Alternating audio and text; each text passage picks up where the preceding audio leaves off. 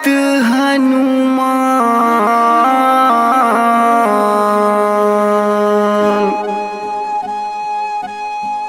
राम राम कहु राम भजू जय जय जय हनुमान। राम राम कहु राम भजू जय जय जय हनुमान। बजरंगी सन ने देव जगत में, बजरंगी सन ने देव जगत में, राम भक्त हनुमान। राम राम कहु राम भजू जय जय जय हनुमान। राम राम कहु राम भजू जय जय जय हनुमान।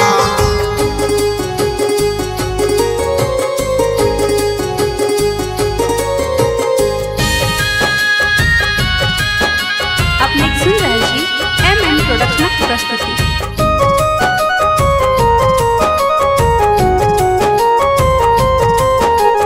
रामक सेवक पूत पवन केरे आंजने कहाबै छी।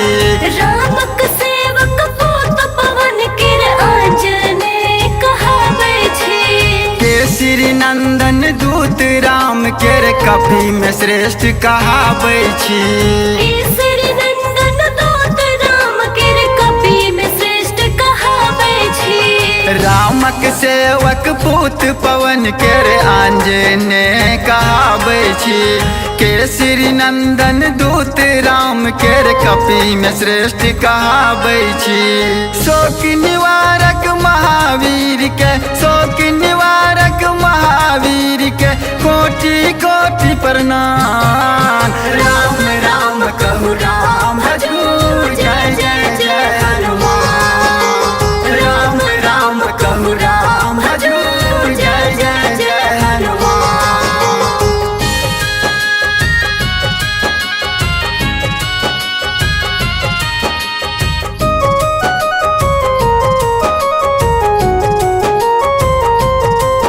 बजरंग ध्यान मिसियो के लासा रोग शोक मिटा जाय छै। बजरंग ध्यान में श्रेय केला सा रोग शोक मिटा जाय छै। वीरवली बजरंगी के नाम में काल पलहि डेरा जाय छै। वीरबली बजरंग के नामे काल पलाही डरा जाय छै। बजरंग ध्यान मिसियो के लासा रोग शोक मिटा जाय छै। वीरवली बजरंगी के नाम में काल पलहि डेरा जाय छै। राम भजन में कट झाली बजाबथि, राम भजन में कट झाली बजाबथि, पवन पुत्र हनुमान। राम राम कहु राम भजू जय जय जय हनुमान।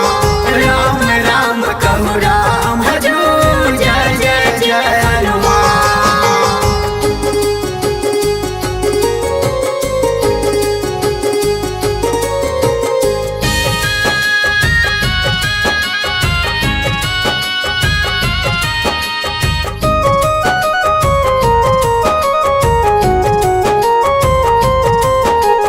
कलयुग में केवल राम नाम सा पाप बटोरल सद जाइया।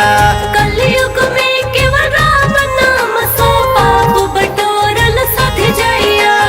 हनुमत पूजा पाठ भजन सा मोनक मनोरथ पूरी जाइया।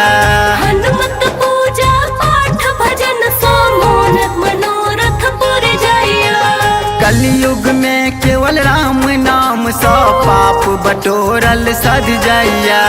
हनुमत पूजा पाठ भजन सा मोनक मनोरथ पूरी जाइया। कल्याणी जगत के रे आई कर छी, कल्याणी जगत के रे आई कर छी, तारू हमरो दया निधान।